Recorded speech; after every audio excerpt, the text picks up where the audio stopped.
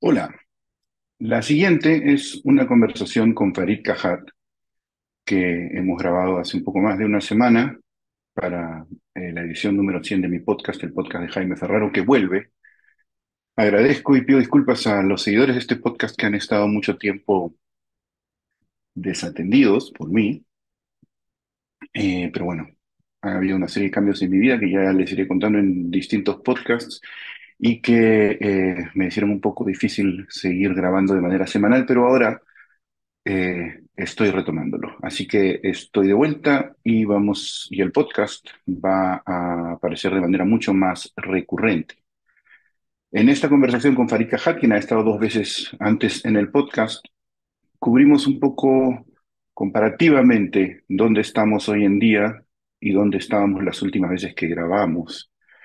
En esa época, Pedro Castillo estaba por ganar las elecciones y estábamos analizando un poco las maneras como habían reaccionado las personas en el Perú en comparación con fenómenos internacionales. Farid Kajat es doctor en filosofía, es politólogo, tiene un PhD de la Universidad de Austin, Texas, es profesor en la Universidad Católica y tiene también un podcast en el comité de lectura que sale unas dos o tres veces a la semana por YouTube y también por el canal premium, digamos, para miembros del comité de lectura.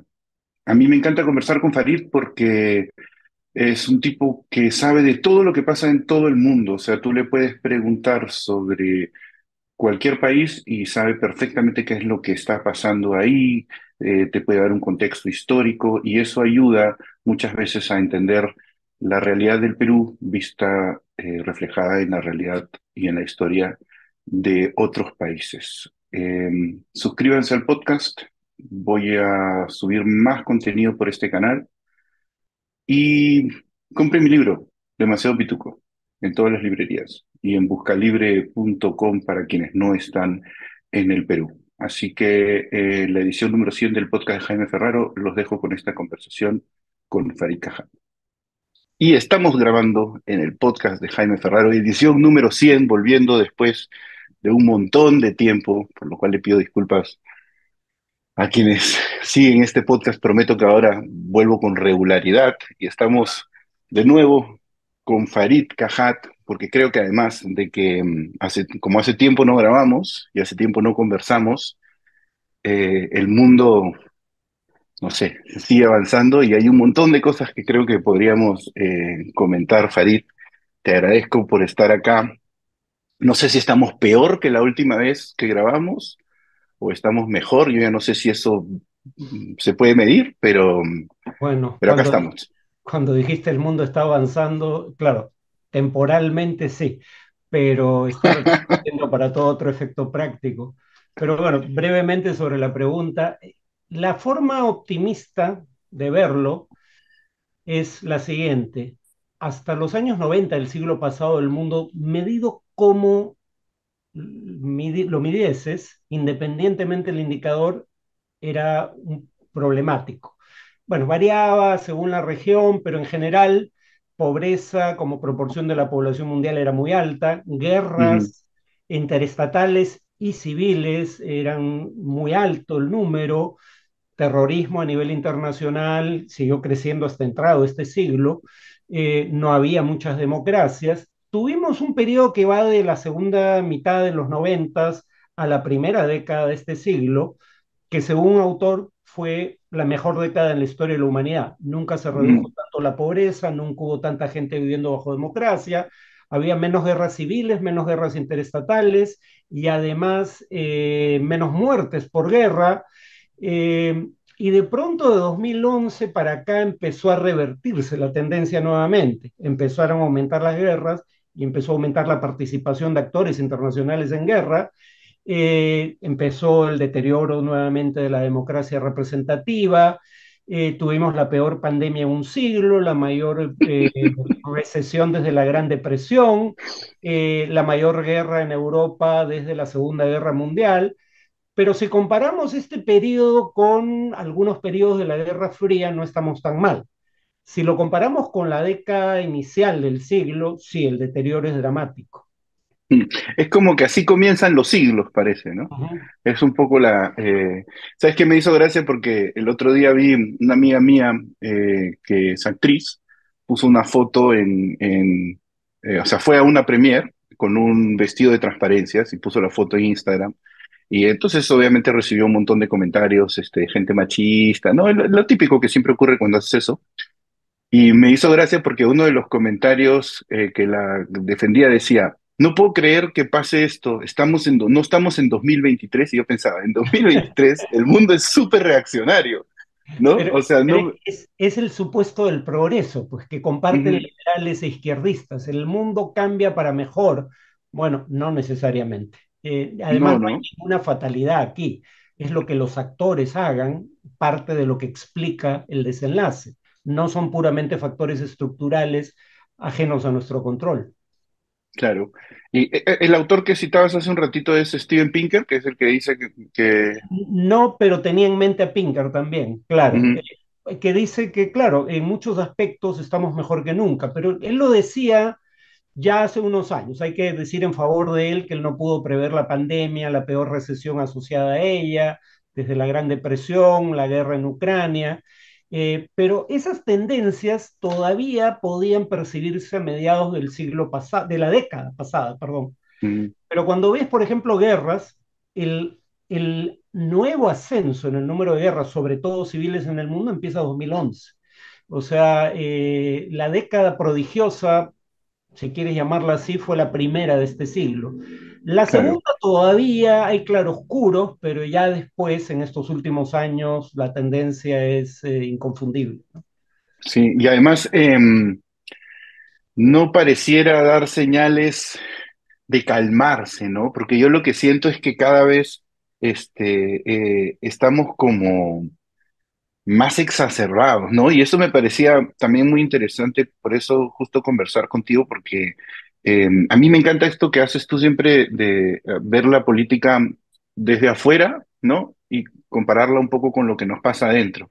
Que Ujú, me resulta, te debo confesar, un poco desolador, porque me hace sentir un poco como que cuando hablamos del Perú es como si la historia solo pasara por nosotros, porque ujú, somos parte de estos fenómenos que ocurren en todo el mundo y nosotros nos enfrentamos a estos fenómenos siendo Perú, ¿no? ujú. Y entonces es como medio evidente que nosotros no podemos hacer mucho en favor o en contra de lo que ocurre, sino un poco sobrevivir nada más, ¿no? Lo pensaba hoy día porque estaba escuchando una entrevista con Javier Milei, que es el protagonista de estas últimas semanas, Ujú. y, y entonces le dicen, tú sacaste tantos votos, ¿no? Lo esperabas, y él dice, sacamos más, porque nos robaron 5.000 votos, ¿lo Ya viste? empezó, ya empezó. ¿No? Ay, Y, sí. Y es una Mira, locura, porque lo hablamos antes de que Keiko lo hiciera, en algún momento dijimos, Trump hizo esto, Keiko lo va a hacer, lo hizo. Igual la gente se come el cuento, ¿no? Y ahora va a pasar lo mismo. Yo no sé si va a ganar Milei, creo que es probable, pero y si no gana, ya está cantado cuál va a ser el argumento. claro. A ver, ningún candidato de derecha radical admite una derrota. Eso en Claro, parte es producto de la polarización. La polarización implica que el otro no es un interlocutor válido con el cual tienes diferencias de opinión. El otro es la encarnación del mal. De hecho, Bolsonaro lo dijo explícitamente respecto a Lula, ¿no? Y si el otro es la encarnación del mal, la derrota no es una alternativa, no es una competencia en términos equitativos con alguien que si pierde la siguiente elección te va a ceder el cargo. Es una lucha existencial. Y entonces, primera cuestión, no puede ganar el otro, porque es el triunfo del mal sobre el bien. Y segunda cuestión, ya ahí entra a tallar el tema de las cámaras de eco que generan mm, los nuevos medios, en donde tú solo estás expuesto a opiniones que confirman tus prejuicios iniciales, nunca los cuestionas, y entonces ningún candidato de derecha radical admite, a veces la izquierda hace lo mismo, pero esto es más común últimamente en la derecha radical, admite una derrota electoral. En América hay una diferencia con Europa. En Europa el sistema es parlamentario. Entonces, aunque pierdas las elecciones, puedes tener una bancada en el Congreso y puedes formar parte de la coalición de gobierno. Pero como acá claro, tenemos sistema presidencial, es todo o nada. ¿no? Y entonces acá es más común eso, Trump, Bolsonaro, nadie se acuerda, pero Cuba en Paraguay también dijo lo mismo, que le habían robado la elección. No trascendió porque no hubo tanta violencia y el Partido Colorado tiene un control Y, óptimo. no, y si nos ponemos rígidos, Keiko lo dijo cuando perdió con PPK Ah, también. Lo que claro, pasa es claro. que como las élites no estaban a favor de ella, nadie le hizo eco de eso. Sí, Pero, y ahí volver al tema de la polarización, porque en Perú lo hemos tenido en su peor expresión. O sea, dos datos para que cualquier persona neutral en la materia pueda verlo, o personas que creen que hubo fraude y lo creyeron de buena voluntad y estén dispuestas, sin embargo, a aceptar evidencia contraria. Solo dos datos. Hubo eh, digamos, según Keiko Fujimori, 200.000 votos robados, ¿no? Eso implica 1.000 mesas, a 200 votos por mesa, 1.000 mesas, a tres, digamos, personeros no, tres miembros por mesa, estamos hablando de 3.000 personas. Se puede calcular estadísticamente la probabilidad de que habiendo 3.000 cómplices no se haya podido identificar a ninguno al día de hoy, ¿no? Y no, se claro, es una intentó, locura. es una locura. Segundo, también se ha hecho el cálculo, lo hizo Ipsos, insospechable de simpatías por Castillo, de ver qué tanta irregularidad hubo en la última elección. Y lo que encuentra Ipsos es, uno, las mesas con resultados totalmente alejados de la media, con resultados anómalos, digamos, siempre hay. No fueron Claro, una proporción mayor de lo habitual, fueron la proporción habitual en elecciones en el Perú. Anómalo no quiere decir fraude, solo quiere decir que es un resultado sumamente improbable. No solo fue la misma proporción de mesas con resultados anómalos que siempre ha habido, sino que se repartían en partes iguales en favor de Keiko Fujimori y Pedro Castillo. Yo no voté por Castillo, pero Castillo ganó limpiamente. Y la prueba de que no puede hacer un fraude masivo sin que se detecte es cómo gobernó. A la semana exacto. ya teníamos testigos de cargo de los casos de corrupción en su contra. Eh, Claro, claro. La vez pasada, la anterior vez que grabamos, estábamos justo entre que Castillo había ganado, no se reconocía de parte del Fujimorismo todavía el triunfo y Castillo todavía no había asumido el poder. Ya había Ujú, ganado y estábamos hablando sobre la posibilidad de que se impida que asuma, ¿no? Y hablábamos un poco de esto mismo, que había habido, me parece, la presentación del gabinete, que fue un espectáculo vergonzoso, ujú. y decíamos, ¿no? ¿Cómo puede ser pues que haga un fraude si ni siquiera puede hacer, puede presentar un gabinete decente, ¿no? Y ahora, en el caso de Argentina, Ujú, digamos, un poco para hablar en favor de Milei, que no es que lo quiera hacer, pero digamos en ese caso, sí estamos hablando de quienes están en el poder y hace mucho tiempo son gente muy corrupta, ¿no?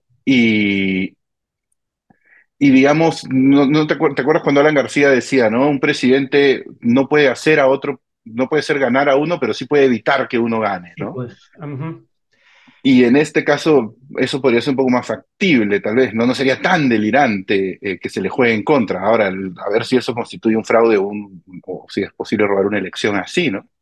A ver, solo para terminar lo anterior, cómo Ujú, la polarización crea monstruos. Por otro lado, todavía hay un sector de la población que o niega que Pedro Castillo intentó dar un golpe de Estado, pese a toda la evidencia que lo corrobora, el discurso presidencial, o matiza la naturaleza de los hechos, o simplemente justifica lo que ocurrió. Ese es el tema mm, con la polarización. Si el otro es un enemigo existencial, contra él vale cualquier medio. En cuanto a mi ley, si bien lo que dice es cierto y el peronismo tiene unos montados aparatos políticos que muy probablemente tengan la capacidad de influir en resultados en zonas lejanas, lo que para mí sugiere que no ocurrió es el hecho de que donde es más fácil hacer el fraude es en zonas claro. rurales o urbanas, pero digamos de ciudades, de provincias alejadas de la capital, y es menos fácil hacer un fraude en las grandes ciudades. Pero en las grandes ciudades es donde peor le va a Milei. A él le va bien donde en principio parecería más fácil perpetrar un fraude. Le va bien en básicamente provincias marginales que en algunos casos han sido históricamente gobernados por los peronistas, ¿no? Entonces, si bien la posibilidad que tú planteas no me parece descabellada, los pocos indicios que hay no sugieren que eso haya ocurrido. Y en Argentina hay una prensa independiente que podría haber denunciado eso, Mm, ¿no? De mm. hecho, la prensa no está con el actual gobierno en su mayoría, La Nación, el Clarín, etcétera. Los principales medios de comunicación argentinos, no por lo menos periódicos en este caso, no están con el gobierno. Si hubiera habido fraude, probablemente lo habrían detectado y denunciado. Sí, y ¿sabes qué me pasa a mí también con este personaje que me hace acordar un poco a Castillo en su etapa más demagógica, ¿no? Sobre todo hay un momento de Castillo que a mí me parece que lo pinta de cuerpo entero, que es cuando está en no sé qué plaza y grita, ¿alguna vez el Tribunal Constitucional ha hecho algo por ustedes? Y la gente grita, no, y él dice, vamos a cerrar el Tribunal Constitucional. Y me encanta porque es evidente que nadie sabe bien de lo que están hablando, ¿no? Y tú en ese momento lo escuchabas y decías, ya, esto no es evidente que no lo puede hacer. O sea, digamos, Constitucionalmente no. no, pero además, o sea, a ver, no existe pues lo imposible ya, digamos, ¿no? Porque se puede alinear los astros, pero tienes a este candidato con esas características, con el gobierno, con un montón de oposición, y dices, ya, seamos realistas, en el momento en que lo quiera hacer, ¿cómo lo va a hacer? Lo estoy pensando por lo Ah, que claro, decías, claro. claro, Probable no era. claro, era muy poco probable. Y me pasa un poco lo mismo con muchas de las propuestas de Milei. El otro día estaba viendo una entrevista que le hacían en Bloomberg, y le preguntan cómo va a hacer para dolarizar Argentina, ¿no? Porque él dice que quiere cambiar la moneda por el dólar. Y Ujú. le preguntan directamente le piden una respuesta técnica y él no es capaz de darla. Eh, Esa que es habla de, economista con posgrado, ¿no?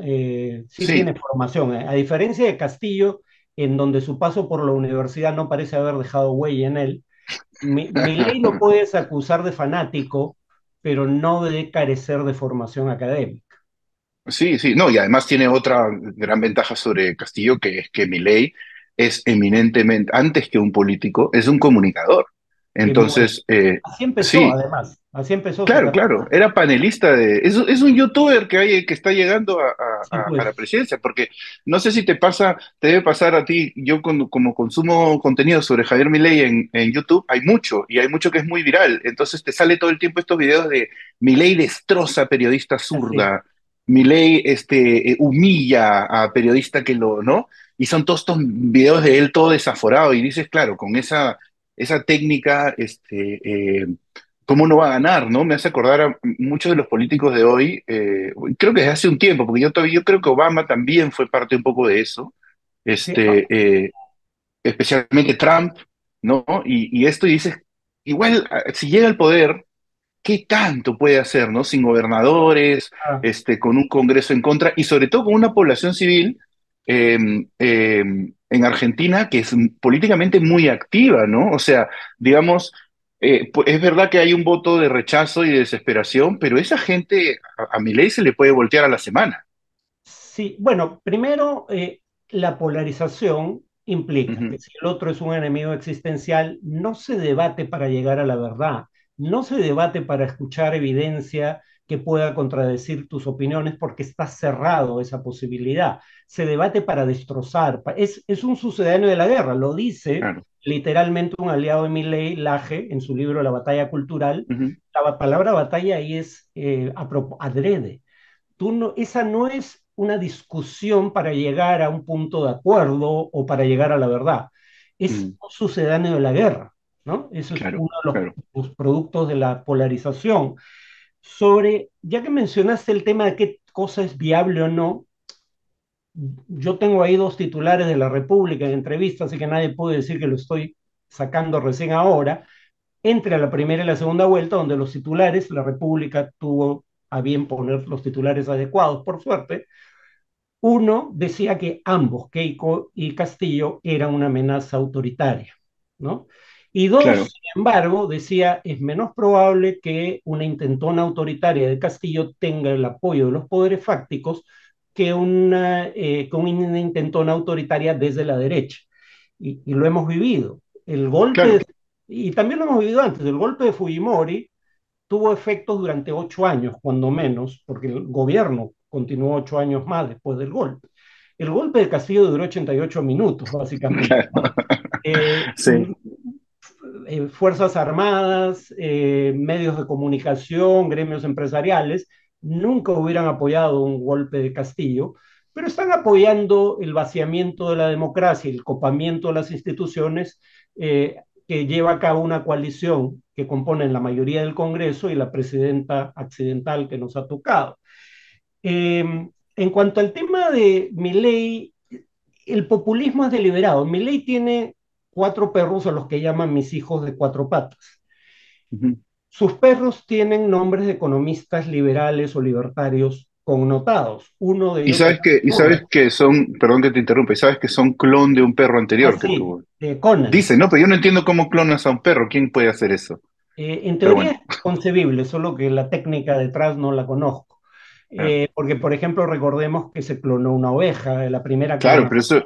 pero eso lo hicieron unos científicos. Digo, no es que no creo que puedas ir como y pagar para que te clonen un perro, ¿no? Y no lo sé, no lo sé. Claro, Pero eso es parte del personaje, ¿no? Él ha creado una mitología en torno a su figura y creo que sin embargo, creo que lo que le ayudó como, digamos, personaje mediático lo puede perjudicar como político. claro. Cuando alguien que hace una biografía no autorizada titulada El Loco, refiriéndose a Milei, dice que Milei no solo clonó a su perro Conan, sino que además dice comunicarse con Conan a través de una medium y que Conan le da consejos políticos, Milei no lo desmiente. No lo confirma, pero no lo desmiente. Dice, si fuera cierto, ese perro me da mejores consejos que los que le dan probablemente a mis rivales políticos sus consejeros, ¿no? Eh, Claro. pero lo otro es cuando le pone Murray a uno de sus perros, es por Murray Rothbard. Murray Rothbard es quien concibe el tipo de estrategia que está detrás de Milley. Él habla explícitamente de un populismo de derecha. Por eso el parecido de cosas que tiene Milley con populistas de izquierda. Ujú. Dividir a la sociedad entre una élite autosuficiente o en todo caso autocomplaciente y el pueblo al que esa élite no representa. El término casta lo usa primero Pablo Claro. Iglesias en Aquí, Podemos, no, Pablo claro. Iglesias en España, cuando tú En estás en España, España, sí. sí. Y luego lo usa Milei. Ese discurso populista es deliberado. Murray es uno de varios libertarios que constatan que los libertarios no tienen base social significativa. Y hay libertarios como Hayek que dicen, sí, los conservadores pueden ser aliados temporales, pero hay que reconocer que los conservadores son tan enemigos de la libertad, dice Hayek, potencialmente, como los socialistas. No son Ujú. aliados para todo efecto, solo para luchar contra la izquierda, lo mismo que decía von Mises. Pero Rothbard sí se compra el rollo de una alianza de largo aliento con conservadores y eso le va a pasar probablemente factura a Milley, porque Milley como buen libertario está a favor del matrimonio igualitario, pero buena parte de sus aliados conservadores, incluyendo su candidata a vicepresidente, están en contra. Y Ujú. Milley tiene que entrar en contradicciones cuando intenta hacer concesiones a los conservadores de su coalición, como su oposición al aborto. Rothbard, su mentor ideológico, estaba a favor del aborto con un argumento que nadie conoce, pero que es muy interesante, porque Rothbard no niega que el feto pueda ser considerado vida humana, porque algunos creen que la discusión es si el feto no es un ser humano vivo, se le puede abortar. Si es un ser humano vivo, ya no se le puede abortar. Rothbard lo que dice es un ser humano vivo, eso lo admito, pero no es un ser humano que pueda vivir por sus propios medios. Y nadie tiene derecho a vivir como un invasor parasitario. Esa es la frase que usa para referirse al feto. Un Hasta esa invasor última parte, claro, parasitario. me parecía sensato, ¿no? Pero Claro, claro, porque ya es porque está sangrando al otro, al otro organismo. ¿Qué es lo que dijo Milei en relación a la justicia social cuando gana? La justicia social se basa en esa aberración de creer que donde hay una necesidad surge un derecho, sin entender que la concreción de ese derecho tiene que pagarlo a alguien más. Bueno, ese es el mismo argumento que usa Rothbard en favor del aborto. Entonces, Milei va a entrar en un proceso de tensión entre su agenda libertaria y sus aliados conservadores que habrá que ver si puede resolver.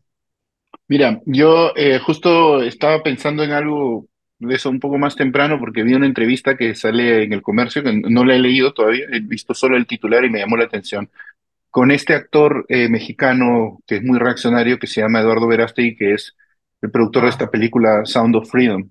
Y ujú. el titular que ponen ahí en El Comercio, está en la página web, dice, me parece, como, mira, cómo pone, dice, es poderoso combinar el arte y la política.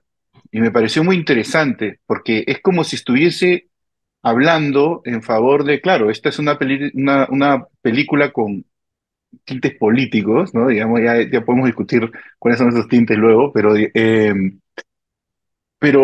hace como un argumento a favor de mezclar el arte y la política y es muy gracioso porque la mayoría de gente que está emocionado con este tipo de productos, los más reaccionarios y conservadores, son los que te suelen acusar a la izquierda de ideologizar a través de contenidos culturales, ¿no? O sea, son los que Así, acusan de ideología de género a Disney, por poner una sirenita afroamericana, ¿no? Y sin embargo, cuando les toca, digamos, a ellos hacer eso mismo, ahí no hay ningún problema, ¿no? Y eso me hace pensar un poco en vamos a ver qué piruetas argumentativas hace Milei y sus seguidores para justificar eso que tú señalas como posibles contradicciones en el futuro, porque en una guerra, como tú decías, como lo de Churchill, ¿no?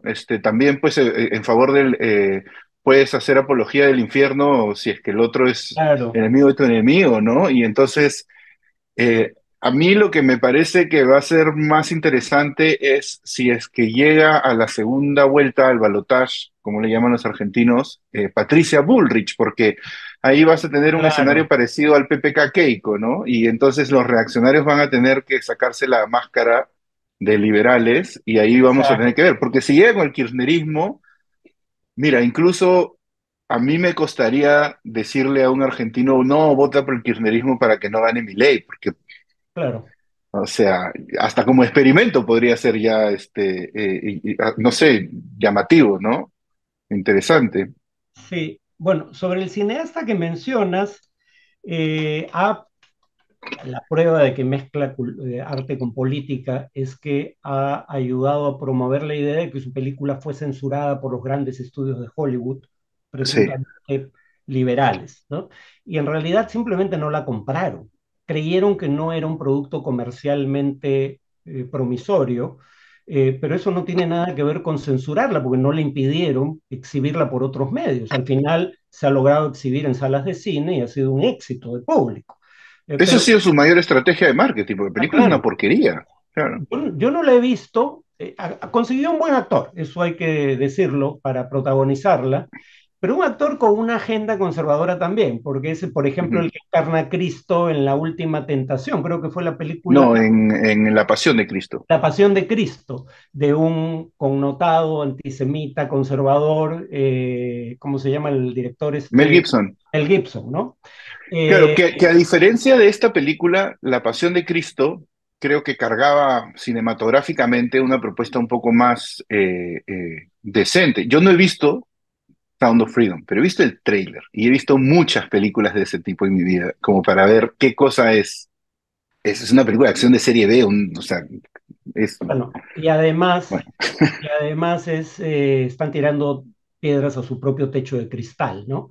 Porque estos conservadores que te dicen que los liberales, por ejemplo, había esta teoría conspirativa de QAnon, según la cual liberales como eh, la propia Hillary Clinton eran parte de una red de pedofilia claro, claro. internacional, ¿no? Que secuestraban niños para abusar sexualmente de ellos. Y aquí el tema fundamental de la película, yo tampoco la he visto, es el tema de niños traficados Ujú, ujú. como objetos sexuales. Claro, en el fondo es eso, ¿no? Un amigo mío me preguntaba la otra vez por qué es que esta película genera esa división. Y yo le decía, es que en el fondo hay un discurso en Estados Unidos, ¿no? Que ya luego nosotros lo replicamos como un meme, ¿no? Y nos subimos a esas modas, pero hay un discurso en el fondo de ese rollo así más conspiranoico de que si tú eres liberal, como le llaman ellos, ¿no? Liberal en lo social, a la larga estás un poquito a favor de la trata de niños, ¿no? Por Bueno, Pizzagate y eso que tú dices. y eso tiene un antecedente antisemita, ¿no? El libelo de Ujú. sangre, o sea, la acusación de que los judíos secuestraban y mataban niños para utilizar la sangre en rituales, ¿no? Pero la paradoja cuál es, sin embargo, cuando comprobadamente se abusa de niños, pero quienes abusan de niños son sacerdotes católicos, esos mismos conservadores miran para otro lado. Claro. ¿Cuántos años la diócesis de Boston simplemente se dedicó a reubicar curas pedófilos y pagar indemnizaciones antes de que estallara el escándalo? ¿Cuánto tiempo ha tenido que pasar para que en el Perú el Vaticano envíe dos sacerdotes a investigar los abusos sexuales atribuidos a altos dirigentes del sodalicio, Eso, de la Alicia. cristiana, o los legionarios de Cristo y Marcial Maciel? De pronto ahí no vieron nada y siguieron RPP, por ejemplo, cuyos propietarios son sumamente conservadores, aparentemente vinculados al sodalicio, hasta que no se les criticó públicamente por no cubrir el tema, no lo hicieron, ¿no? Y entonces con todo, con el perdón de la expresión, pero que no me joda. O sea, cuando hay Claro. niños de carne y hueso siendo abusados, si el abusador es uno de los tuyos, de pronto mires en otra dirección. No me vengas a dar lecciones de moral. Claro, es que es como lo que decías hace un rato, ¿no? En esta batalla, esos temas son armas, ¿no? Me hace pensar en que eso es un poco la política hoy en día, ¿no? Es lamentable, pero, por ejemplo, en lugar de discutir temas, yo lo conversaba hay un youtuber que es marxista, leninista español, que se llama Santiago Ormesías, que es historiador, que te lo recomiendo, es un personaje muy interesante. Y yo he conversado Pásamelo, un par, sí, te lo voy a pasar. He conversado un par de veces con él acá, y un día estábamos hablando sobre España y me decía, sí, bueno, lo que pasa es que ya verás que en España, porque él anda informado un poco lo que pasa en Perú, entonces cuando había algún Pedro Castillo me preguntaba y qué sé yo. Y me decía, ya verás que aquí también tenemos nuestros rollos y tal. Y le digo, claro, pero por lo menos ustedes en algún momento llegan a discutir de ideología, por último, o qué cosa, qué rumbo tener. Nosotros estamos secuestrados por bandas criminales por eso. que, claro, y que luego se ponen a discutir, se suben a estas modas estúpidas de discusiones de internet como en los baños, que si los baños son unisex, ¿no? O no, que si Sound of Freedom, que es como, o sea, como si al Perú le pudiese importar, ¿me entiendes? Ese tipo de batallas, para bien y para mal, ¿no? O sea, porque Bueno, también luego de todo hecho, el progresismo está a favor de lo de los baños, y es como, o sea, bueno, el tema de los baños, el argumento que te dan es, en tu casa los baños tienen señalización según sí, sexo, pero bueno, yo admito pero que son igual me tonterías, parece un claro, debate intrascendente, pero es que el tema es, para ellos es la punta de lanza de la batalla cultural. Si logras vencer en eso que parece secundario, es la cabecera de puente para que luego vengan otras reivindicaciones. Cuando tú decías ujú, pero ellos también libran la batalla cultural, hacen aquello de lo que te acusan. El tema es que ellos llaman ideología de género, la perspectiva de género, tomando una acepción peyorativa de la palabra ideología, ideología por oposición a realidad. O sea, es una claro, elucubración ajena a los hechos. Eso es lo que presuntamente hacen los marxistas culturales, que nadie sabe quiénes son, porque nadie se autodefine como tal, pero eso es lo que hace el otro. Tú participas de la misma batalla, pero desde la verdad, ¿no? Por claro. lo menos ellos creen encarnar la verdad frente a una ideología que la distorsiona. Eh, pero bueno, En el caso de Castillo, yo hasta ahora Ajá, me pregunto, a ver, Castillo es elegido en primera vuelta como candidato a la segunda vuelta con base en el ideario y programa de Perú Libre que sí era radical y sí hablaba de expropiación de empresas privadas sí, en sectores estratégicos. Uno. Dos, en algún momento durante el gobierno se llegó a hablar de renegociación de contratos, sobre todo estos contratos que estaban, digamos, basados en la idea de que eran ley entre las partes, ¿no? Y que por ende no se podían cambiar unilateralmente, que eso es en realidad el caso en casi todos los contratos. Eh, entonces, sí hay elementos para decir que había razones para temer el radicalismo del gobierno de Castillo, pero en honor a la verdad, una vez en el gobierno no hizo absolutamente nada de eso. No tuvo políticas sociales novedosas que aumentaran la cobertura, no logró aprobar la propuesta de reforma tributaria que le elaboró el Ministerio de Economía bajo Franque, de hecho ni siquiera ujú, apoyó en el Congreso, no estatizó por suerte, pero no estatizó ninguna empresa, no intentó en la práctica renegociar ningún contrato, ya una vez preso Castillo dice que intentaba hacerlo y que por eso lo destituyen, pero eso es es una falso. ficción, Sí, claro. porque ninguno de los contratos firmados por Fujimori, bajo condiciones que podían entenderse bajo las circunstancias de la época, tal vez ya no sean válidas ahora, pero que había que respetar porque tenían, digamos, validez legal, ninguno de esos contratos vencía este año. Entonces no es cierto que Castillo haya sido destituido porque intentaba renegociar esos contratos al vencimiento. Ninguno vencía, si mal no Mm, recuerdo, este año. Eh, entonces, digamos, ¿qué fue lo izquierdista en Castillo? Yo decía medio en serio, medio en broma, corrupto hasta la médula e inepto hasta la saciedad, pero por suerte no fue comunista. Y yo hasta ahora no sé qué es lo que la izquierda defiende del año y meses de gobierno de Castillo. ¿En qué Es se... que ya, eso, es que justo eso es lo que venimos hablando, ¿no? Se ha vuelto tal batalla de posverdades que ya no importa tanto, ¿no? O sea, porque yo lo pensaba, por ejemplo, en base a hoy día cómo las derechas apoyan a Dina.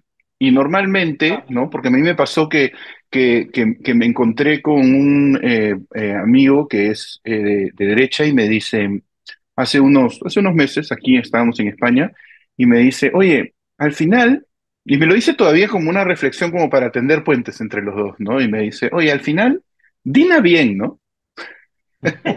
Y yo le digo, bueno, o sea, si a ti te parece que la cantidad de muertos que carga es bien, ¿no? O sea, pero lo loco de todo es que económicamente el país no está mejor, ¿no? O No, sea, no estamos hablando de que, entonces ya no importa tanto si eres, o sea, si estás tirado a la izquierda o a la derecha, con tal de que digas, ¿no? De que juegues a favor en el exacto. discurso de la causa o no, porque, o sea, no, o sea, dile qué cosa ha hecho, ¿no? Que tú digas, o sea, la economía igual sigue estancada, la inestabilidad es lo que aleja, digamos, la inversión hoy en día, y la gente te dice como, no, ya tranquilo, porque como ya no hay amenaza en el discurso, ya está, ¿no? O sea, ¿Cómo notas el hecho, cómo podrías demostrar que quienes dijeron que hubo fraude no siempre lo creían? Por el hecho de que, por ejemplo, según Ipsos, 70% de los CEOs, o sea, jefes ejecutivos o director ejecutivo de grandes empresas nacionales o filiales de empresas extranjeras, 70% apoyan al actual gobierno. Y el punto es, ¿cómo? No fue producto, no llegó a la vicepresidencia como producto de un fraude. Si el fraude hizo ilegítimo el gobierno de Castillo, por definición también hace ilegítimo el gobierno de Boluarte. Pero de pronto claro. ya eso les importa un comino. Y el tema es que, claro, yo entiendo que Boluarte se presenta como el antídoto contra el temor que suscitó, la sensación de amenaza que suscitó Castillo, pero ahí nuevamente es tratar de entender esto en términos ideológicos cuando no lo es. La prueba de que no es ideología es lo bien que se llevan el fujimorismo, Fuerza Popular, quiero decir, y Perú Libre, lo que queda de ella, en el Congreso, pueden hacer ujú, una lista conjunta para presidir el Congreso, pueden votar juntos en todo aquello que perjudica al país, pero beneficia a grupos de interés particulares. claro, Digamos, transporte informal, el traerse abajo para efectos prácticos la SUNEDU, etcétera. Y por otro lado, los dos partidos están acusados de ser organizaciones criminales.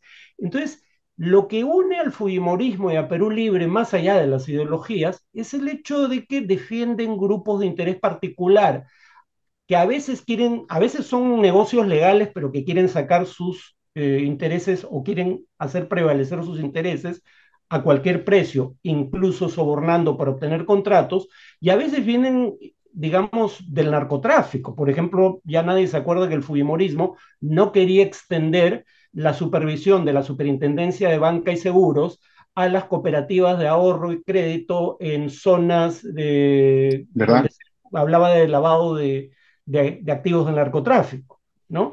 Eso es lo que los une por encima de las ideologías que en realidad nunca los separaron. Es lo que pasa en Guatemala.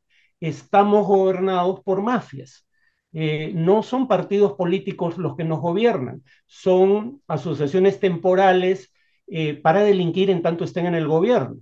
Y entonces creer que esto es derechas versus izquierdas va a hacerle un daño enorme al Perú porque bajo esa lógica toleras abusos de poder que al final te van a perjudicar, o por lo menos van a perjudicar al país en su conjunto, ahora con Boluarte, porque no es Castillo. Claro, claro. O sea, es que además no sé, es como asumir, porque hace años que decimos que la democracia va muriendo, ¿no? Que está más en riesgo, y así como la gente se convence de que Castillo no dio un golpe, o de que hubo fraude, o que si hubo o no hubo, realmente no importa, porque es solamente un instrumento para luchar contra tu enemigo. A mí hay otro paralelo que a mí me llama la atención, que es un poco como volviendo a lo que hablábamos de la película esta, por ejemplo, y lo de los baños y cosas como lo de la sirenita afroamericana, afrodescendiente, bueno, como se le deba decir. Y pasa mucho que a nivel cultural la gente ve eso como el famoso marxismo cultural, ¿no? Ujú. Ese es el marxismo cultural. Y es muy loco porque, claro, es gente viviendo dentro del capitalismo, o sea, porque evidentemente si la sirenita la pintan de un color, porque eso es lo que va a hacer que la gente vea la película, eso es capitalismo, puro y duro. Ujú. Pero la gente dice, no, eso es, estoy viviendo en un comunismo, en un marxismo cultural, esto es socialismo, ¿no? Y pasa un poco lo mismo en el Perú, donde la gente, o sea, la gente más reaccionaria, por un lado te dice que había que votar por Keiko para defender todo lo que se había logrado bajo el modelo neoliberal, y sin embargo también se acusa a todos los presidentes después de Fujimori de ser o cabieres o de izquierda, Sí, no. ¿no? Bueno, PPK viene fue directivo de un banco norteamericano. Alguien que a mí me parece un personaje muy interesante, pero que es víctima de la misma tergiversación, es Piero Gessi, que cree que el Ajá, Estado tiene un papel que jugar en promover la diversificación productiva, el desarrollo tecnológico, etcétera. Piero Gessi viene de la banca de inversión estadounidense. PPK fue directivo de, si no me equivoco, del Wells Fargo Bank, fue directivo de un banco norteamericano. Son el epítome del capitalismo moderno, pero en el Perú el debate está tan sesgado en contra de cualquier tipo de intervención del Estado en la economía. Y yo entiendo por qué hay resquemores a que ujú, el Estado intervenga. Pero el tema es que no se puede siquiera discutir estos asuntos que terminan ubicando a gente como Gessi o Kuczynski como caviares o de izquierda, probablemente más por el tema, digamos, social, social, pero claro. incluso diría que en el caso de Gessi por el tema de sus propuestas en materia de política económica. El ministro que lo sucedió en el cargo decía que él no iba a continuar con sus políticas porque ese era dirigismo intervencionista y él estaba en contra de eso. Claro. Entonces, perdón, solo un par de cosas. Ujú, Sobre marxismo cultural hay un debate entre Zizek y Peterson, si no me equivoco. sí. Zizek lo conmina a dar ejemplos de autores que sean, según él, exponentes del marxismo cultural y que se autodefinan o hayan concebido una tal ideología. Y Peterson solo se remite al manifiesto comunista, no puede citar a nadie.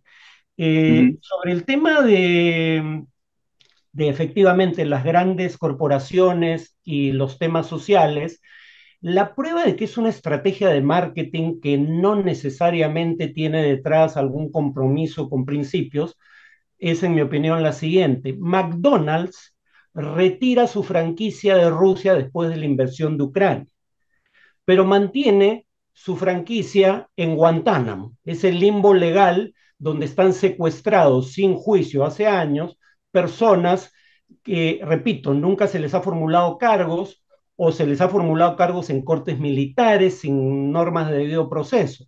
Pero el punto es que no hay presión social internacional para sacar tu franquicia de Guantánamo, sí la había para sacarla de Moscú.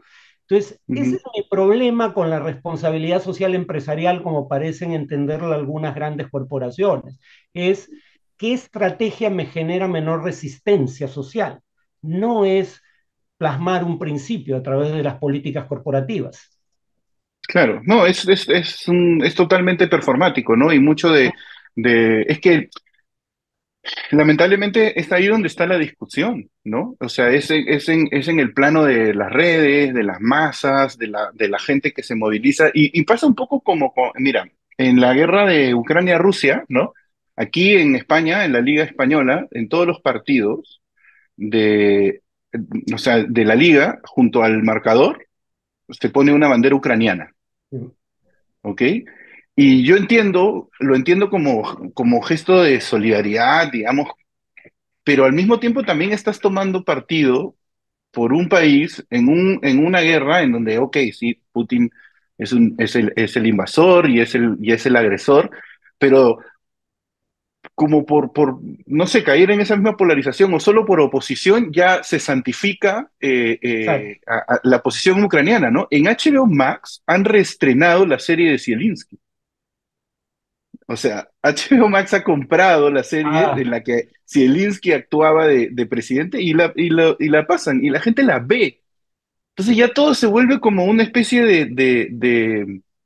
no sé, de producto cultural y todo ese rollo de la sociedad del espectáculo y todo eso que se habla hace años, pero ya totalmente desconectado de la realidad, ¿no? Entonces ya podríamos decir tal vez que la democracia como tal, ya no existe en términos de la discusión, ¿no? bueno, en el caso de Ucrania, para mí el tema es el siguiente. Hay esta tendencia, sobre todo en Estados Unidos, no tanto en Europa, de ver los procesos políticos como fábulas morales, en donde tiene que haber, como las fábulas son para niños en realidad, donde tiene que haber personajes muy claramente delineados, uno encarna el mal, otro encarna el bien. No es necesario creer que Ucrania representa la encarnación del bien para estar del lado de Ucrania.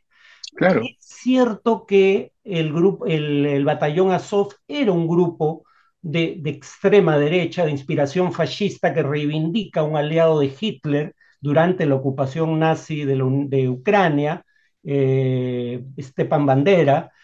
No tienes que negar eso para decir que lo que ha hecho Rusia es una agresión sin justificación posible que viola el derecho internacional, por ejemplo, viola el principio de que es inadmisible adquirir territorios por medio de la guerra y que viola el derecho internacional humanitario. Los ucranianos son víctimas no porque sean buenos, son víctimas porque han sido agredidos al margen de cualquier norma ética o legal. Y ahí entra a tallar también el tema de por qué en el mundo en desarrollo, aunque se entienda que lo que ocurre es una agresión, no hay un apoyo tan claro a Ucrania. Te pongo el ejemplo siguiente. ¿Qué principios ha violado Putin en Ucrania?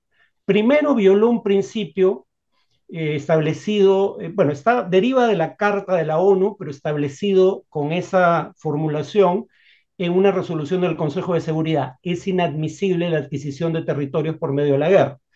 Dos, ¿por qué la Corte Penal Internacional está acusando formalmente a Putin de crímenes de guerra y de ujú, lesa humanidad? Porque ha violado la Cuarta Convención de Ginebra en el artículo 49, que dice que la potencia ocupante, se entiende que la ocupación es ilegal, la potencia ocupante no puede desplazar población nativa del territorio por ella ocupado a su propio territorio. Esas son dos normas fundamentales que ha violado Rusia.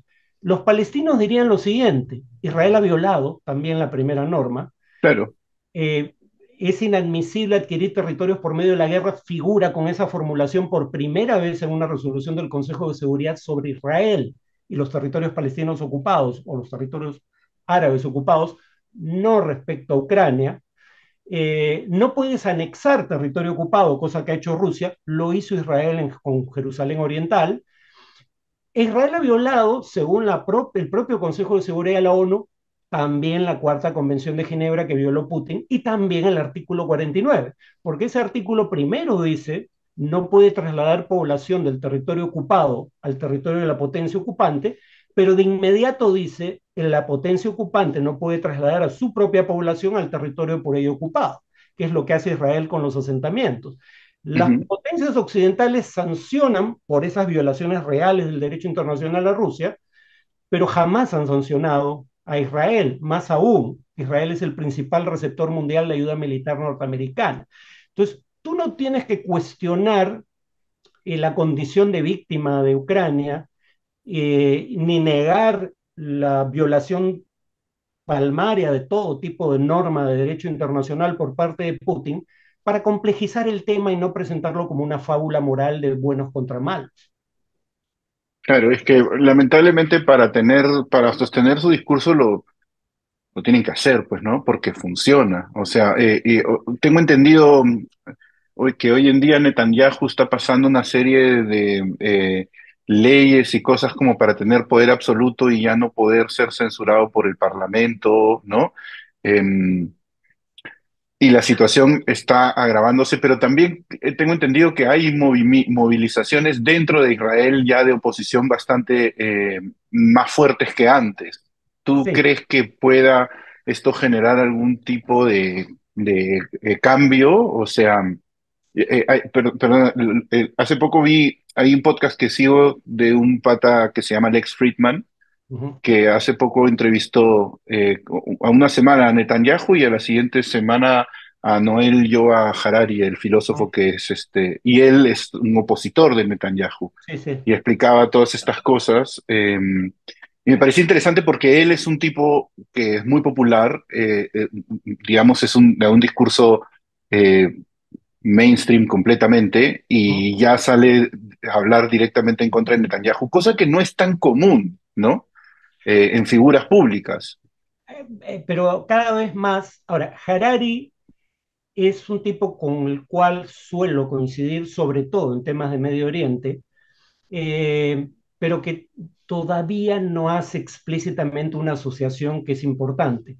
Harari critica la ocupación israelí de territorios palestinos y Harari critica los intentos de transformar Israel en un régimen autoritario, pero no conecta los dos temas.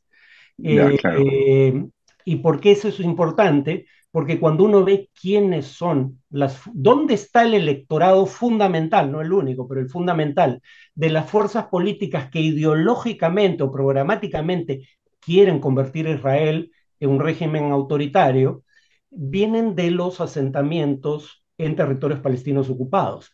O sea, Ujú, Israel ha gobernado a los territorios palestinos como colonias para todo efecto práctico, porque tú dices que el territorio te pertenece, pero la población no es ciudadana de tu país. Eso solo ocurre en colonias, por eso se le llama un sistema de apartheid. ¿Cuál era ujú, era lo fundamental del apartheid? Tienes distintas leyes según la etnicidad y las leyes benefician sistemáticamente a un grupo étnico por sobre el otro o los otros, ¿no? Que pudiera haber. ujú, Israel cumple con eso sin ninguna duda. La ley, además, ese es el tema con Netanyahu. Algunos dicen, Netanyahu ha hecho explícito lo que siempre estuvo implícito y no se decía por pudor. Netanyahu hizo aprobar o promovió la ley de Estado-Nación que dice que el pueblo judío es el único que tiene derechos nacionales en el Estado de Israel. ¿Por qué eso es problemático? Uno, porque más de la mitad de los judíos del mundo no son ciudadanos israelíes y porque 20% de los ciudadanos israelíes no son judíos. Los estás claro. condenando a una situación de inferioridad legal. Pero el punto es, Israel tuvo siempre leyes distintas en el propio Israel según si eras judío o no. Hay leyes como la ley del retorno que favorece solo a judíos. Solo judíos pueden emigrar a Israel y adquirir la ciudadanía.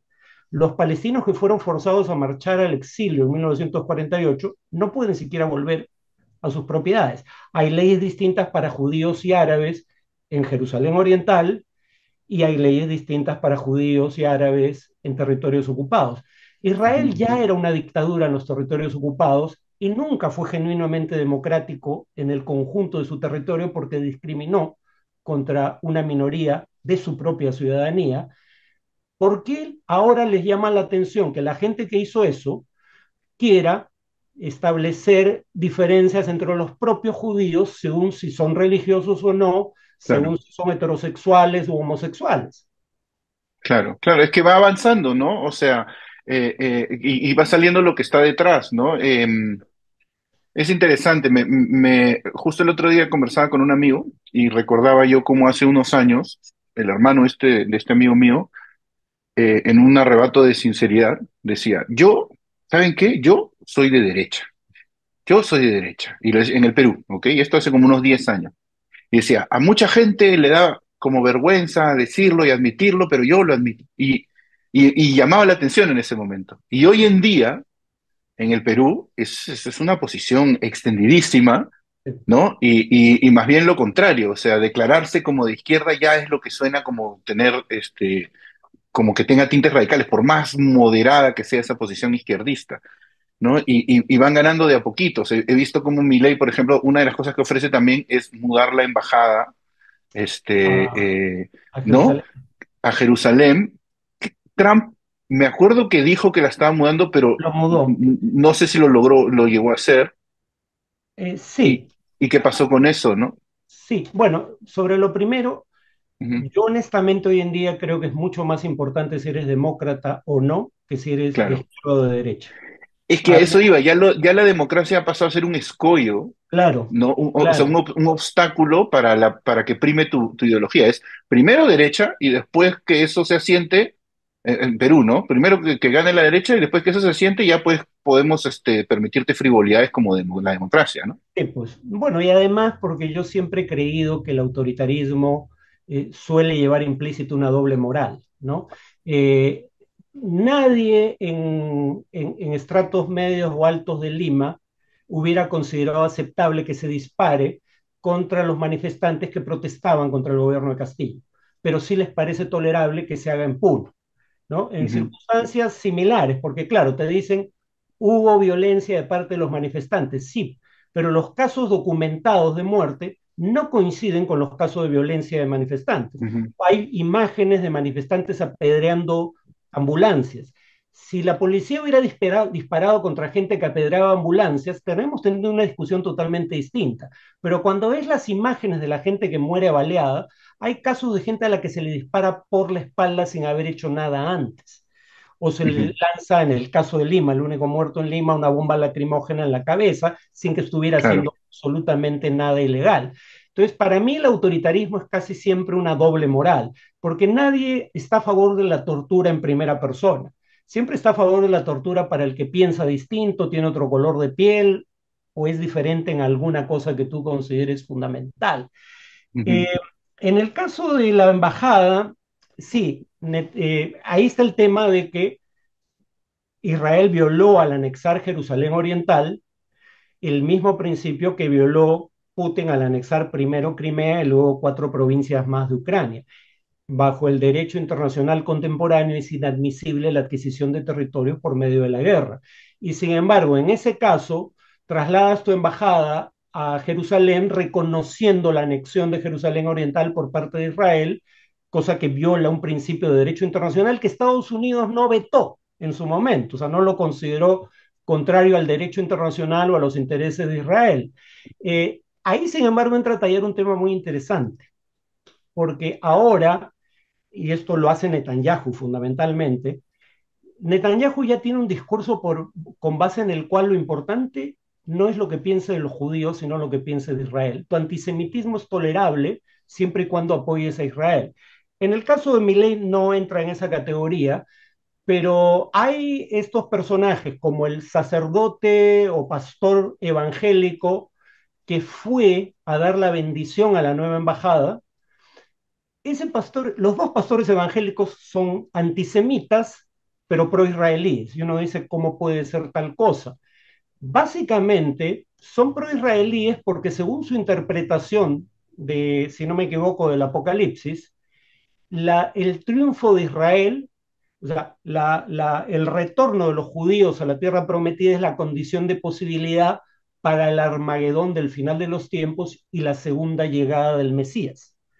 Entonces, son instrumentalmente favorables a la posición israelí. Pero ese mismo sacerdote, cuyo nombre no recuerdo en este momento, dice explícitamente que no puedes salvarte siendo judío.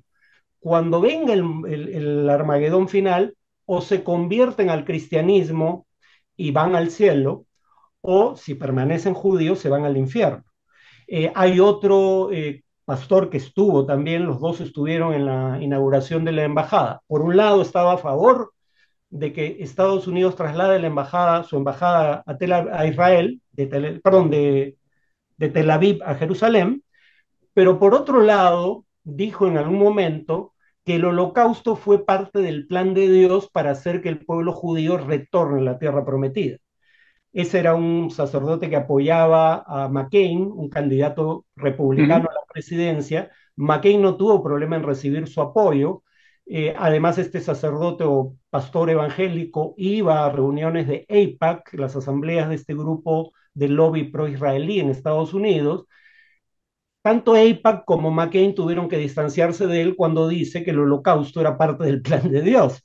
Entonces, para Netanyahu, si tú eres antisemita fuera de Israel, le importa poco. Lo que le importa es que apoyes a Israel. Claro, Y ese es el proyecto del Estado, más que sí, ya la identidad judía, tal vez, ¿no? bueno, mira en el caso de Trump. ¿Qué dijo Claro. Trump respecto a los fascistas, convictos no, pero confesos, convicto uno de ellos, que marcharon en Charlottesville gritando, los judíos no nos reemplazarán? Y además que mataron a un contramanifestante. Trump dice, Ujú. hay gente buena o hubo gente buena en ambos grupos. Si Claro. le hubiera dicho a alguien que no era aliado de Israel, eso hubiera sido calificado con razón de antisemita. Eh, el propio Netanyahu va a Alemania y con Angela Merkel al lado dice, el holocausto no fue concebido inicialmente por Hitler. Hitler tenía pensado deportar a los judíos, no exterminarlos. El holocausto les fue sugerido a Hitler por el mufti musulmán de Jerusalén. La propia Merkel lo tuvo que corregir en el acto En diciendo público. el holocausto lo perpetró, en todo caso el Estado alemán, no busquen otros responsables. Si alguien que no fuera el primer ministro de Israel dijera que Claro, el eso te lo diría un holocausto no ayatollah fue idea, iraní, ¿no? claro, el holocausto no fue idea de Hitler, sino que le fue, digamos, expresada y fue persuadido del holocausto por un tercero, eso es limpiar la responsabilidad de Hitler en el holocausto, eso es antisemita Claro, claro. a la médula. Claro, Eso es Netanyahu, eso mismo que tú dices, ¿no?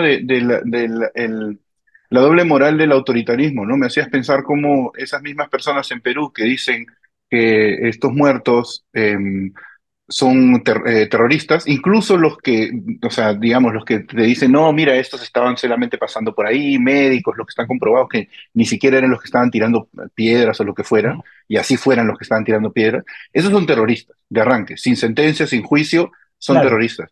Pero luego tienes a sus propios líderes, como Fujimori, que incluso ha admitido algunos de los crímenes por los cuales ha sido acusado, y ese no, ese es inocente, ¿no? Bueno, O sea, la prueba, además de que no se disparó porque hubiera actos de vandalismo, es que también ya muchos han preferido ignorarlo.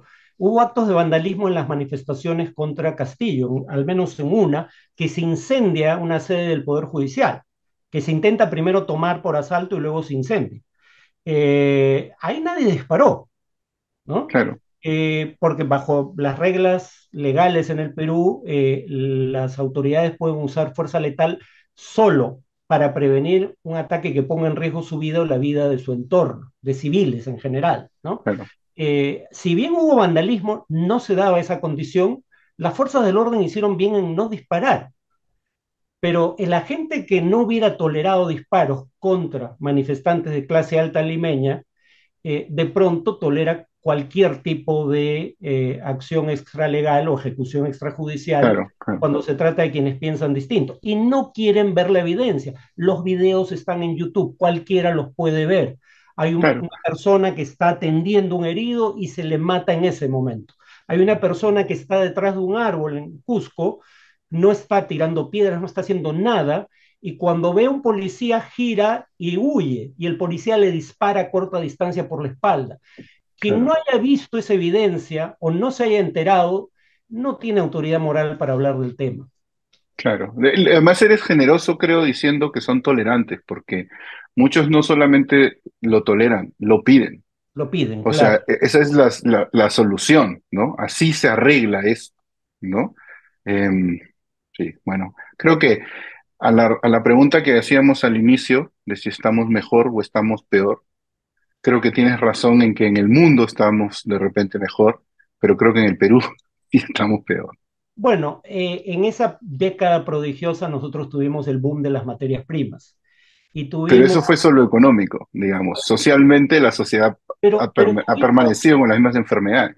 tuvimos transiciones democráticas hasta cuatro al hilo, cosa que nunca había ocurrido en el Perú. Acá el punto de inflexión, sin embargo, es básicamente 2017. Ya muchos no quieren acordarse, pero mientras quienes defienden la Constitución de 1993, yo estoy en contra de la Asamblea Constituyente, lo claro, pero creo que hay Ujú, cambios que se deben hacer a la Constitución del 93. Pero quienes quieren esa Constitución, de pronto olvidan que la vacancia presidencial era un instrumento in extremis, solo para circunstancias excepcionales, y la prueba es que así se entendió durante décadas. Entre 1993 y 2016 solo hubo una vacancia, la de Fujimori, cuando huye del país. Pero claro. entre 1900, 2017 y el presente hemos tenido, si no me equivoco, 8 procesos de vacancia. Ujú, Ahí es donde empieza el declive actual. El fujimorismo convirtió la vacancia en un deporte de contacto. Y básicamente su idea era vacar a cualquier presidente que no apellide Fujimori y se llame Keiko. Eh, claro. entonces, pero nosotros, nuestra caída empieza primero con el fin del superciclo de las materias primas, luego con el hecho de que el fujimorismo se comportara como una oposición irresponsable, luego la pandemia y claro, llegamos al paroxismo con el descalabro de Castillo. Que fue al final la manifestación de todo lo que veníamos viviendo, ¿no? Como un poco lo que nos toca también ver ahora. Yo me acuerdo que con un amigo también de derecha en la elección, él me decía, ¿no? ¿Tú crees que Castillo va a estar, que con Castillo Perú va a estar mejor que con Keiko? Y le digo, no, yo creo que va a estar jodido igual. Lo que pasa es que si gana Keiko, tú te vas a ir a la playa y te vas a olvidar, digo, ¿no? Esa, Sí, esa es la única diferencia y eso es lo que vemos hoy, ¿no? Hoy, o sea, tenemos un gobierno que es casi igual que el de Castillo, es casi igual. O sea, tal vez los robos no serán tan descarados, ¿no? Por la precariedad misma de Castillo, no estaremos viendo este espectáculo de corrupción tan, tan desnudo, ¿no? Pero tan distinto en los otros campos, tan distinto no es, pero la gente está tranquila, ¿no? Pues dice, bueno, ya mataron unos cuantos y las cosas deben estar yendo bien. No sé, bueno, ahí cuando uno ve el discurso de Castillo el día del golpe, Castillo intentaba apoderarse de todos los poderes del Estado. claro. Eh, y ahora tenemos una mayoría en el Congreso que intenta apoderarse de todos los poderes del Estado. La única diferencia es en favor de qué autoritarismo querías Ujú. copar las instituciones. Pero los dos querían lo mismo, copar las instituciones de una manera autoritaria. Por ejemplo, un dato que acá casi no se discute. Según la revista The Economist, una revista liberal para público empresarial de derecha, para ponerlo en los términos que habíamos estado usando, dice a través de su unidad de inteligencia, el régimen peruano ha pasado a ser un régimen híbrido, ya no es ni siquiera una democracia deficiente. Pero cuando valora le da un valor, quiero decir, numérico a distintos aspectos de la democracia en el Perú. El único aspecto en el que salimos no bien, sino muy bien, es legitimidad del proceso electoral, autonomía de la autoridad electoral, Jurado Nacional de Elecciones. Bueno, eso se lo quieren traer abajo.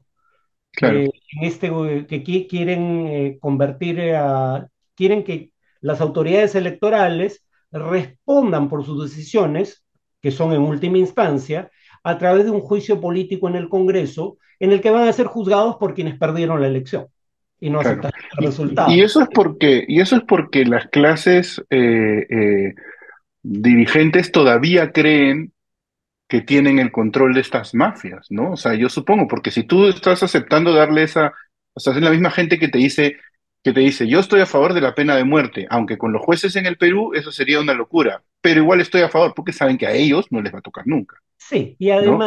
y además, no, si algo está demostrado es que la pena de muerte no tiene efecto disuasivo, que es el propósito. Pero eso no importa, Ah, no, bueno, eso no bueno, importa. ¿Quién quiere disuadir? no, pero ahí Lo el que quieren es problema es que ganar, claro, dices, tiene que haber pena de muerte, no porque yo tengo un afán de venganza contra los delincuentes, sino porque eso reduciría los delitos. No los claro, claro, reduce. La prueba es El Salvador, ¿no? Primero hay quienes quieren un Bukele peruano, no se acuerdan que ya lo tuvimos, se llamó Fujimori, sabemos cómo claro. terminó o dónde terminó, ¿no? Fujimori fue nuestro Bukele, eso lo inventamos nosotros, no nos va a dar lecciones Bukele. Pero en segundo lugar, yo creo que lo de Bukele ya es un régimen autoritario. De hecho, se de paso, una de las primeras medidas autoritarias de Bukele fue mandar al ejército a tomar posesión del Congreso para obligar a los congresistas a votar cuando no tenía mayoría en favor de una propuesta legislativa suya. Quienes en el Claro. Congreso peruano quieren un Bukele, presumo que ni siquiera conocen esa parte de la historia, ¿no? Pero por otro lado, el cambio con Bukele no es de mayores penas. Eso ya lo había hecho otro presidente de derecha, Saca, que gana las elecciones con una propuesta de mano dura y cuando va a la reelección dice ahora será de mano súper dura. Y tú dices, ¿por qué la mano dura no bastó? Porque sacar a los soldados a las calles por sí solo no arregla nada. Eso lo ha hecho Ecuador y vemos cómo está. Eso lo hizo México y vemos cómo Ujú. está. No bajó, subió Bueno, la y tasa Perú, de Perú delincuencia. llegó, llenó de militares un montón de lugares durante en la lucha contra el terrorismo y al Sí, final que, claro, aunque aquí se puede decir que Sendero finalmente fue derrotado, pero mi punto es, no es que no se pueda usar a los militares para esos fines, es que lo importante es la estrategia, no si usas a los militares. En claro, México, la tasa de homicidios se multiplicó por 5 o 6 desde que las Fuerzas Armadas salieron a combatir al narcotráfico. Entonces, usar ujú, a los militares per se no garantiza nada. Segundo, más penas.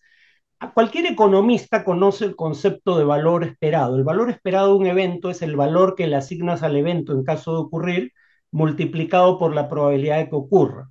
En cristiano, si la pena de prisión es de 10 años o 20, es irrelevante, porque si, como es el caso en América Latina, la probabilidad de que te detengan y te condenen por un delito es menor al 5%, la pena no disuade. 10 por 0.5 es 0.05, o sea, es una ujú, probabilidad ínfima de que te atrapen y te condenen. Y 20 por 0.05 también es 0.1, o sea, o 20 por 0.5, perdón. Eh, no, 0.05, ¿no? 5% de probabilidad de que te ujú. atrapen y te condenen. Es 0.1, o sea, si la probabilidad de que te atrapen y te condenen es nula o mínima, pon 30 años, da lo mismo, pon pena de muerte, da lo Claro, mismo. Lo que sí ha hecho Bukele, pero es parte de sus abusos autoritarios del poder, es metió presos a el cerca 30% de la población, ¿no? de la población juvenil, o bueno, Claro, de la población juvenil marginal, metió presos a más del 2% de toda la población adulta. Eso en claro, el Perú sería para que alguien saque cuentas y a ver dónde los meten si quiere seguir esa estrategia, más de 300.000 personas detenidas, ¿no? Detuvo a claro, más del 2% de la población adulta y si cuentas solo jóvenes, el porcentaje no lo tengo, pero es mucho mayor. Solo jóvenes hombres, ¿no? Porque los claro, pandilleros casi todos hombres. Entonces, por un lado, aumentaste dramáticamente la probabilidad de que te atrape. Claro, sin seguir normas de debido proceso, te atrapan solo por tener un tatuaje. porque los tatuajes distinguían a los miembros de las A los maras, maras. pero tú Mm, puedes tener un tatuaje de tu enamorada y igual te atrapaban. claro. Pero lo que cambia con Bukele no es la pena, que ya era alta. Lo que cambia es la probabilidad que te atrapen y luego manda a juicio en bloques de cientos de personas a los detenidos con un solo abogado para defenderlos a todos en juicios express. La condena es Claro. un hecho consumado. Entonces, yo no digo que esa sea una estrategia razonable, creo que es ilegal bajo el derecho internacional, es autoritaria, pero lo que cambia en El Salvador es que la probabilidad de que te detengan y te condenen aumenta dramáticamente, no la Mm, pena. Pena de muerte o pena de 5 años da lo mismo si la probabilidad de que te atrapen y te condenen claro. es inexistente. Claro, es como una perversión de esa medida legal que pusieron los gringos para detener el crimen organizado que le llamaban el RICO, ¿no? Que Sí, te agarran y los juzgan a todos colectivamente, pero acá está llevado, digamos, a un extremo bastante ridículo, ¿no? Mira, brutal, una pregunta más y te dejo tranquilo porque correcto. estaba pensando en esto. Cuando Fujimori cayó en el 2001, señalar a Fujimori como culpable o estar a favor de su juicio y su proceso en comparación a hoy en día, como las mismas élites aprueban a Dina Boluarte. O sea, en esa época, admitir la caída de Fujimori era tan de caviares como sería hoy. O sea, ¿cómo se recibió por lo menos con un poco más? O sea, siempre hubo, pues, ¿no? Los hardcore fans, siempre han habido.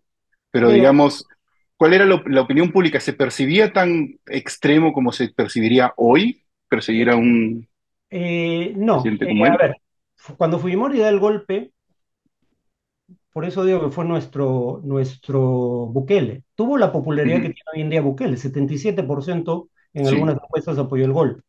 Cuando se fue, el país estaba dividido, pero ya había evidentemente una mayoría que creía que era un gobierno autoritario y corrupto. Claro, si les preocupaba porque fuera autoritario más que porque fuera corrupto ya es discutible, pero en todo caso ya había una mayoría que no quería que siguiese. Eh, y, y la prueba de eso es que electoralmente el fujimorismo se convierte en una fuerza marginal por un periodo relativamente largo de tiempo. ¿No? Ya nadie se acuerda, pero su primera candidata presidencial creo que fue tras la caída de Fujimori, Marta Chávez, Marta al Chávez. 7-8%. ¿No? Ujú, Eh, Ahora, hoy en día, yo sí entiendo de dónde viene lo de caviar, ¿no? Porque sí es un ujú. tema real. O sea, Claro, élites autocomplacientes nuevamente, eh, que hablan desde una postura de superioridad moral en la que descalifican a todos. Pero eso también lo tiene Aldo Mariatti, cuando dice que el que no vota como él quiere es parte del electorado. claro, Pero cuando lo hace desde la izquierda es particularmente oprobioso, ¿no? Que ese fenómeno es real en todas partes, por eso el término no es peruano. La izquierda champán en Francia, los liberales de limusina en Estados Unidos. ujú, Pero si eso es lo peor de lo que te pueden acusar para estándares de la política peruana, eres francamente inocente, porque quienes te acusan coinciden en esa acusación Fuerza Popular y Perú Libre, cuyos líderes máximos han sido condenados por corrupción y cuyas organizaciones están procesadas por crimen organizado. Entonces, digamos que hoy, más allá de si tiene o no alguna legitimidad el uso del término, ahora se está usando simplemente para impedir cualquier control institucional al poder de grupos mafiosos, ¿no? Por claro, eso es que hoy en día es particularmente nefasto el uso de ese término. sí, sí. Además termina la discusión, ¿no? Ya simplemente no permite el diálogo. Pero bueno, te agradezco mucho, Un Farita, ha gusto, sido una como muy buena siempre. conversación. Espero en algún momento retomarla porque como ya vemos es una conversación que puede durar para siempre, ¿no? Así que nada, te agradezco mucho por estar acá de nuevo y ya nos vemos pronto. Espero vernos en Lima cuando vaya Yo para también diciembre. me tienes que firmar tu libro. Sí, de todas Alguien, maneras. Ah, sí, alguien porque, mira, mi libro, a quien muchas personas, y por muchas personas quiero referirme específicamente al Kakash y a mí, lo han llamado la nueva constitución peruana sin asamblea constituyente. Mira, demasiado pituco, Jaime Ferraro, compren en todas las eh, librerías. yo nunca fui demasiado pituco, era media caña nada más. Eh, Así que alguien diría, hablo desde la envidia. Bueno, por lo menos Pero mientras felizmente lo has solo, disfrutado. solo terminaría diciendo que aquí se cumple lo que le decía Khrushchev a Chu Enlai, el líder soviético al premier chino. ¿Cómo me vas a criticar a mí de ser revisionista si yo, Khrushchev, vengo del pueblo y tú vienes de la burguesía china? Y Zhou Enlai dijo, eso es cierto, pero también es cierto que los dos traicionamos a nuestra clase de origen. Yo no me considero de izquierda, pero sí me considero un traidor a mi clase de origen.